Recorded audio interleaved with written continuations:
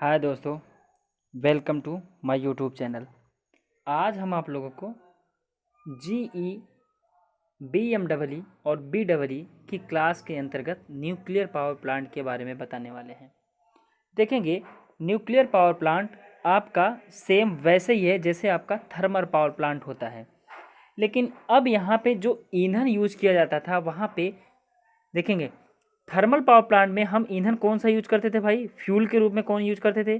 कोल use करते थे, oil use करते थे, ठीक, या फिर गैसेस यूज करते थे। ये तीन प्रकार की, जैसे गैसेस में कैसे, गैसों में जैसे एलपीजी वगैरह या कोई भी ऐसी गैसेस हो सकती हैं, तो वो हमारा होता था किसके अंतर्गत? थर्मल के अंतर्गत। ये किस में हम यूज करते थे? थर्मल में। लेकिन हम न्यूक्लियर में ईंधन के रूप में क्या यूज करेंगे? किसमें? इसके अंतर्गत न्यूक्लियर पावर प्लांट में हम इसके अंतर्गत जो ईंधन के रूप में यूज करेंगे वो यूरेनियम यूज करेंगे। किसका? यूरेनियम, ठीक, यूरेनियम को यूज करेंगे हम, ठीक, यूरेनियम यूज करेंगे या फिर हम थोरियम यूज करेंगे। क्या करेंगे? थोरियम यूज करेंगे।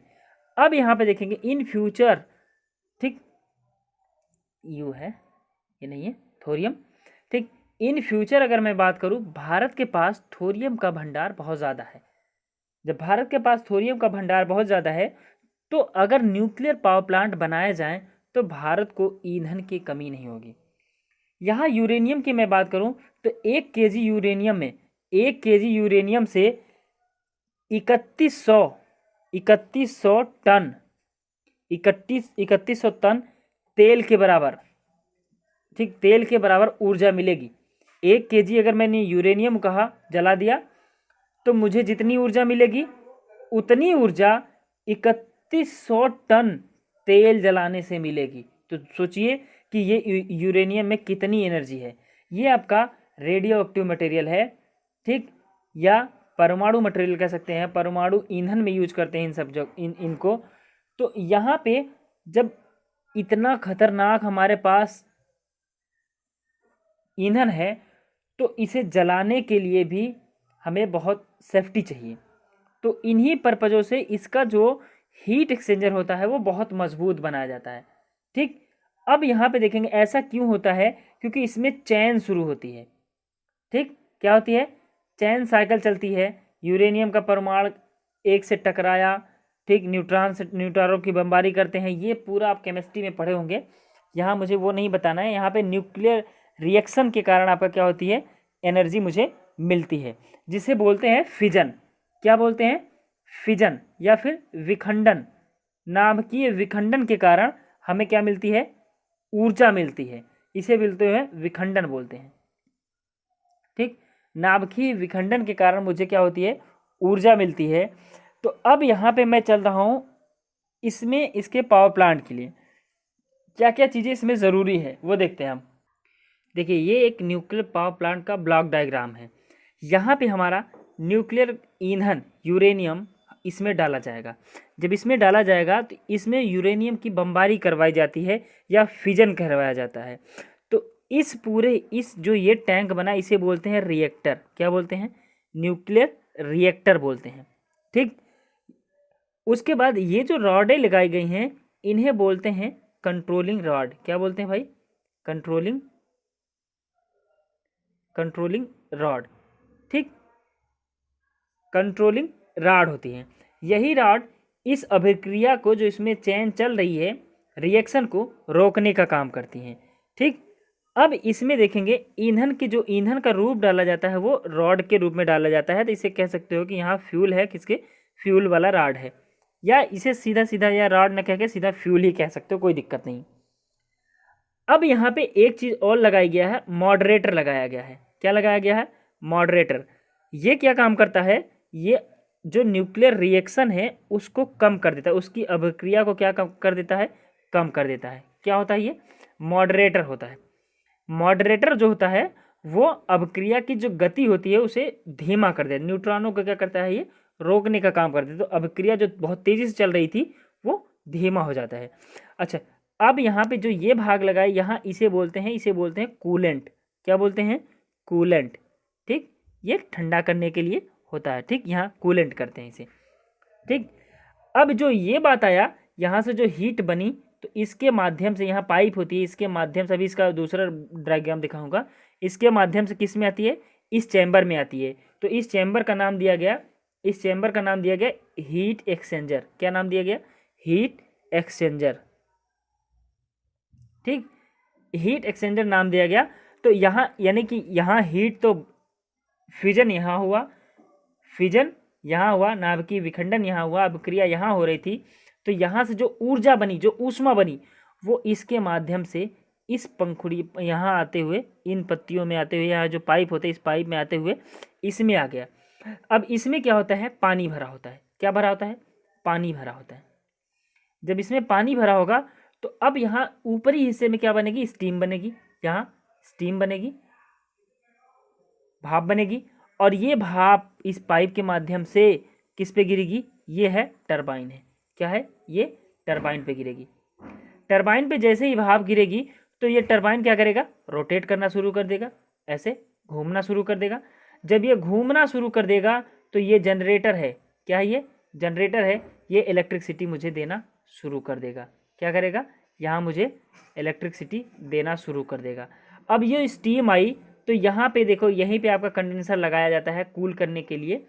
ठीक, तो ये स्टीम आई, पुनः यहाँ कंडेंसर लगाएगा और ये क्या कर, इसमें पुनः चला जाएगा। तो यहाँ क्या हिस्सा लग गया, ये वाला जो ब्लॉक बनाया ये मेरा किसका है, कंडेंसर का है। कंडेंसर का काम क्या होता है, जैसे स्टीम थर्मल पावर प्लांट में हुआ करता था, यहाँ ये स्टीम जो आ रही है इसे ठंडा करता है, जल में परिवर्तित करता है। तो अब यहाँ से क्या होता है, पानी पुनः इसमें चला जाता है।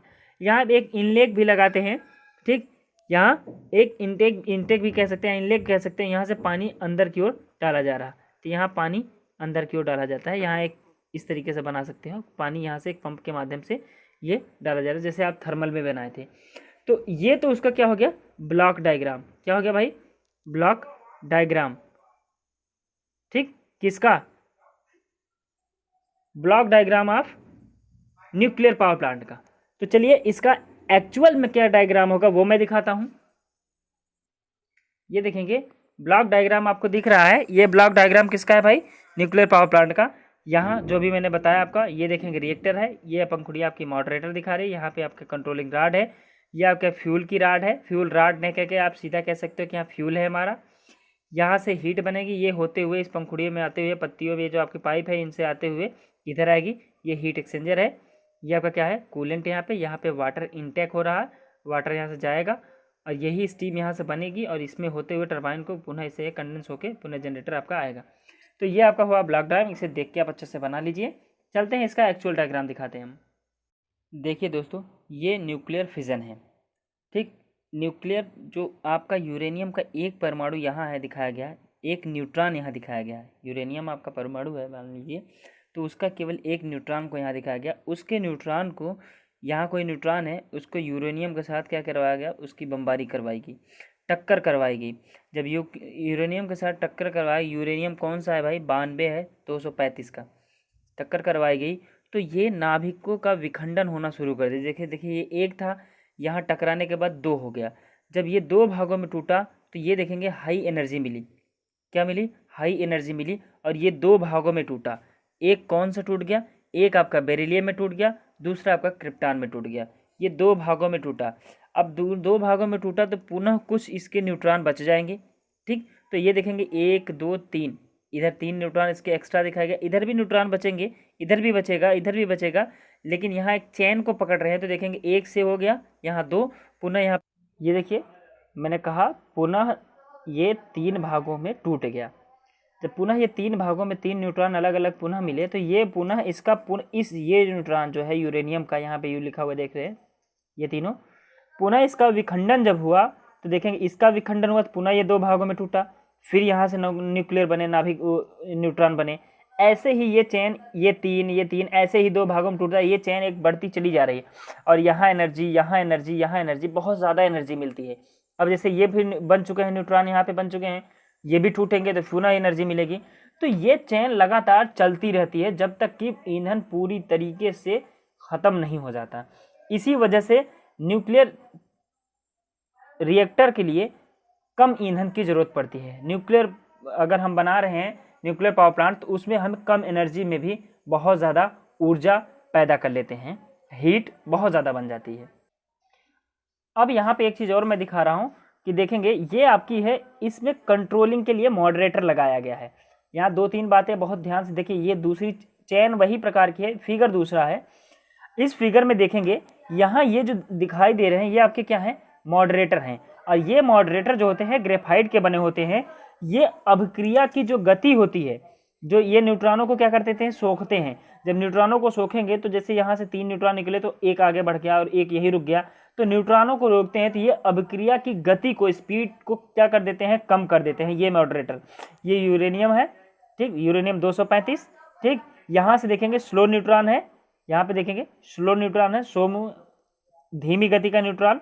जब इसे टक्कर करवाते हैं तो ये इसकी गति अधिक हो जाती है, टकराने के बाद गति अधिक हो जाती है। यहाँ अधिक ऊष्मा मिलेगी, यहाँ भी अधिक ऊष्मा मिलेगी, यहाँ मिलेगी, यहाँ मिलेगी, इन जगहों पे ऊष्मा बहुत अधिक मिलती है। तो ये आपका पूरा दिखाया गया है न्यूक्लियर फिजन के लिए। तो ऊष्मा अब यहाँ टकराने के बाद ये पुनः नाभिक में टूटा। अब बात आई कि जैसे इस चैन को मुझे रोकना है, तो जब चैन को रोकना होगा तो ये देखो कंट्रोलिंग राड यहाँ पे दिखाई गई है, बोरान की ये राड होती है कंट्रोलिंग राड।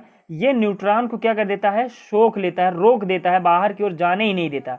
मॉडरेटर क्या करेगा भाई, न्यूट्रॉनों की गति को क्या करेगा, धीमा करेगा। यहाँ से अगर टकराने के बाद गति तेज हो जाती है तो गति को क्या करेगा, धीमा करेगा। ये न्यूट्रॉन क्या, ये आपका है यूरेनियम। लेकिन आपका कंट्रोलिंग राड, ये मैं बता दे रहा, कंट्रोलिंग राड किसका बना होगा, ग्रेफाइट का बना होगा। ये जो कंट्रोलिंग राड जो होगा बोरान का होगा, मॉडरेटर जो होगा वो ग्रेफाइट का होगा। कंट्रोलिंग राड क्या कर देता है, न्यूट्रॉनों को आगे जाने नहीं देता है, न्यूट्रॉनों को रोक देता है। लेकिन आपका मॉडरेटर न्यूट्रॉनों को जाने देता है, लेकिन उसकी गति को क्या कर देता है, धीमा कर देता है। ये दोनों अंतर हैं कंट्रोलिंग राड और आपका मॉडरेटर में, अक्सर पूछा जाता है, ठीक है। तो कंट्रोलिंग राड से अभिक्रिया क्या हो जाती है, बंद हो जाती है। अगर मुझे अभिक्रिया रोकना है तो कंट्रोलिंग राड को नीचे कर देते हैं, बंद हो जाती है, और इसे इसकी अभिक्रिया की गति को धीमा करते हैं। चलिए अब इसका मेन डायग्राम हम आपको दिखाते हैं। यहाँ जो दिया गया है नाभिकीय शक्ति संयंत्र, न्यूक्लियर पावर प्लांट का एक पूरा लेआउट दिया गया है। अब मैं एक एक पॉइंट को समझाते हुए चल रहा हूँ, ध्यान से देख लीजिए, इसे फिगर को बनाना है आपको। तो अब यहाँ से मैं स्टार्टिंग कर रहा हूँ, यहाँ से इतने जो यहाँ पे है, ये जो पार्ट जो आपका है ये न्यूक्लियर रिएक्टर वाला पार्ट है। इतना पार्ट यहीं पे आपकी रिएक्शन करवाई जाएगी। तो देखेंगे अब ये आपका देखेंगे, ये बाहर की ओर का रिएक्टर सील्ड बोलते हैं। क्या बोलते हैं, रिएक्टर सील्ड बोलते हैं। और ये बाहर की ओर तो ईंट का बना होता है, इसके इनर पार्ट जो इसका आउटर पार्ट है वो ईंट का बना होगा, इनर पार्ट जो होता है वो स्टील का बना होता है।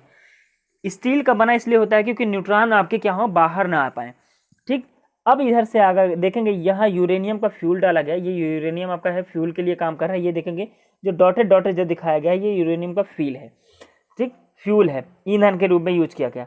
अब इस भी बमबारी करवाई गई। तो यहाँ पे देखेंगे कुछ चीज़ें मैं बता दे रहा हूँ कि देखेंगे यहाँ पे आपका दिखा है न्यूक्लियर रिएक्टर पूरा यहाँ पे करवाया जा रहा है, इस वाले पूरे ब्लॉक में, ठीक। ये जो भाग आपका दिखाया गया है, ये जो हैचिंग वाला भाग दिखाया गया है ये आपका मॉडरेटर है। ये किसका बना होता है, ग्रेफाइट का, ठीक, ग्रेफाइट का। और ये जो देखेंगे ये बाहर वाला जो भाग है, ये जो भाग दिखाई दे रहा है, ये जो भाग जो दिखाई दे रहा है ये कंक्रीट का बना हुआ चैम्बर है। किसका, सीमेंट कंक्रीट का। इनर पार्ट इसका स्टील होगा, इस बात का ध्यान देना। ये देखेंगे यहाँ लिखाया गया है, यहाँ लिख दिया गया है स्टील की वेसल है। इनर पार्ट जो इसका है, ये जो भाग है स्टील का बना हुआ, इसी में आपका रिएक्टर करवाते हैं। ये रेडिएशन को रोकने के लिए बाहर की ओर हम क्या बना देते हैं, कंक्रीट का चैम्बर बना देते हैं, जिससे रेडिएशन बाहर ना हो। अब जैसे यहाँ पे न्यूक्लियर रिएक्शन करवाया गया, यहाँ पे देखेंगे यहाँ ए और बी ये जो करके दिखाया गया है, सॉरी ए, ये तीनों आपकी क्या है, ग्रेफाइट की रॉड है जिसे बोलते हैं मॉडरेटर।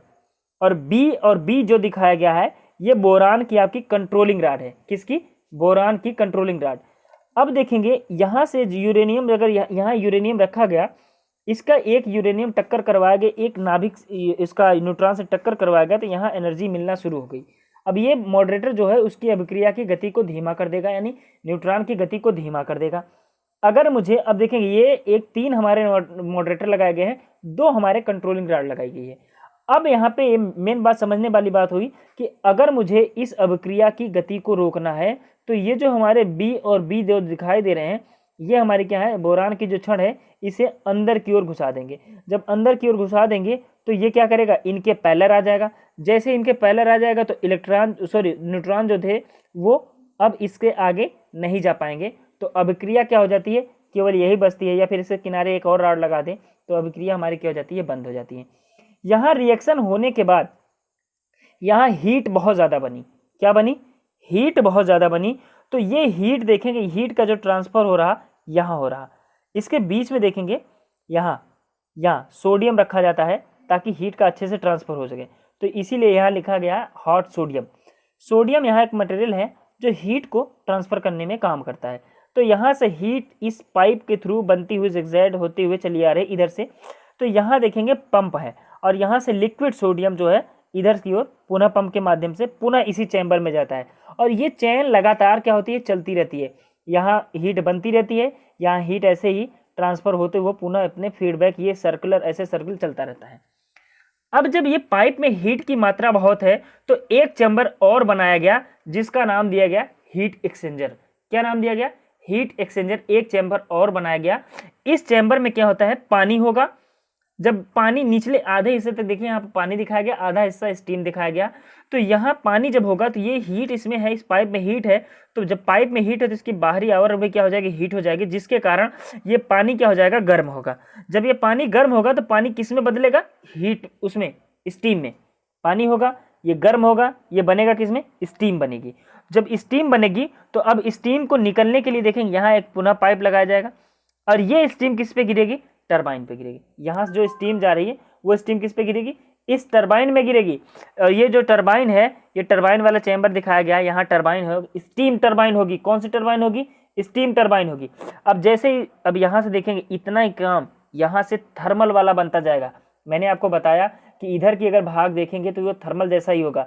मेन पोजीशन चेंजिंग कहाँ हुई, यहाँ पे, यहाँ कोयला नहीं यूज किए। अब यहाँ से देखेंगे थर्मल वाला पार्ट, यहाँ स्टीम आएगी, स्टीम से ये रोटेट करना शुरू कर देगा टरबाइन। जैसे ही टरबाइन रोटेट करना शुरू कर देगा तो ये जनरेटर रोटेट करेगा, जनरेटर रोटेट किया तो इलेक्ट्रिसिटी यहाँ से मिलना शुरू हो जाएगी।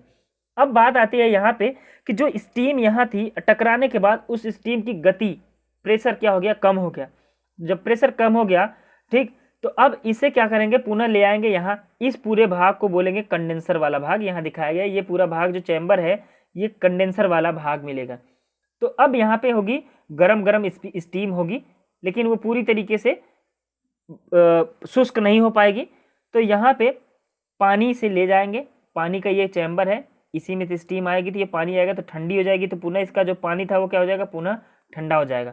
तो ये यहाँ से एक यहाँ पे कूलिंग टावर लगाया जाता है यहाँ पे, जिसकी वजह से यह वाटर तो आउट हो रहा, यहाँ से पानी जाएगा गरम गरम, यहाँ कूलिंग टावर से पानी ठंडा होगा।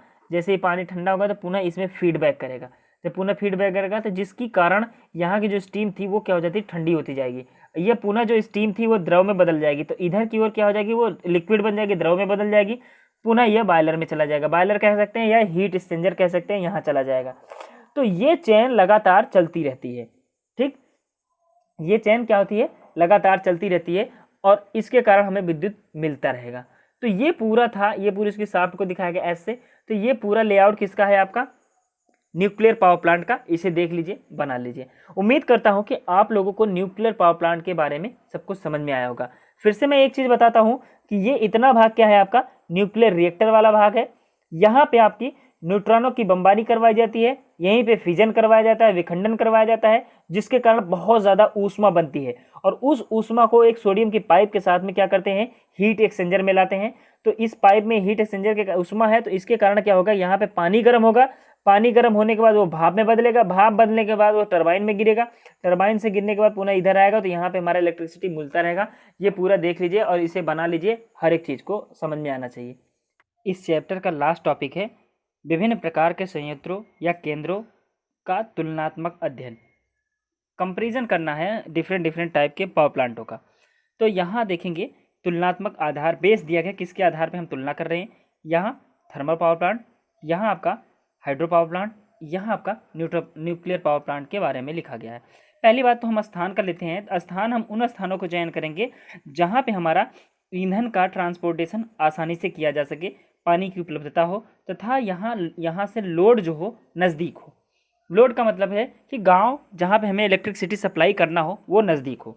दूसरी बात, अगर मैं जल संयंत्र की बात करूँ तो ये एक ही स्थान, इसका केवल एक ही है कि हम उस स्थान को चयन करते हैं कि जहाँ पे जल की मात्रा पर्याप्त होना चाहिए। जल की मात्रा पर्याप्त नहीं होगा तो जल विद्युत संयंत्र हमें नहीं लगाया जा सकता। इसीलिए ये जो होते हैं ये पहाड़ों पे या ऐसे स्थानों पे लगाए जाते हैं जहाँ पे जल की मात्रा अधिक होती है। तो अब इसकी मैं बात करता हूँ तो ये लोड के केंद्र के नज़दीक लगाए जाते हैं। ठीक है, तो अब स्थान घेरने की बात करूँ तो सबसे ज़्यादा स्थान घेरेगा कौन? जल विद्युत संयंत्र, फिर थर्मल, फिर ये। क्यों? क्योंकि यहाँ पे डैम वगैरह भी बनाना पड़ता है तो ये भी हिस्सा उसका बन जाता है पावर प्लांट का ही, इसलिए ये ज़्यादा हो जाता है। फिर ये स्थान की मैं बात कर लिया। दूसरा मैं बात करता हूँ संचरण एवं डिस्ट्रीब्यूशन, ट्रांसमिशन एंड डिस्ट्रीब्यूशन का मूल्य का। तो यहाँ पे देख रहा हूँ ट्रांसमिशन के लिए हमें यहाँ पे शॉर्ट ट्रांसमिशन लाइनों की ज़रूरत पड़ती है, क्योंकि यहाँ से ये लोड के नज़दीक होते हैं, जिसकी वजह से शॉर्ट ट्रांसमिशन लाइनें या मीडियम ट्रांसमिशन लाइनें यूज करते हैं। इसलिए इसकी ट्रांसमिशन का जो कास्ट आता है वो भी कम आता है। यहाँ इसकी मैं बात करता हूँ तो ये उन जगहों पे लगाए जाते हैं जहाँ पानी की उपलब्धता अधिक होती है, जिसके कारण ये स्थान दूर हो जाता है। अब यहाँ पे ट्रांसमिशन और डिस्ट्रीब्यूशन की जो कास्ट आएगा वो बहुत अधिक आने लगता है, क्योंकि ये बहुत दूर हो जाता है। ये केंद्र के यानी लोड के नज़दीक ही लगा सकते हैं, इसलिए इसकी कास्ट कम आती है।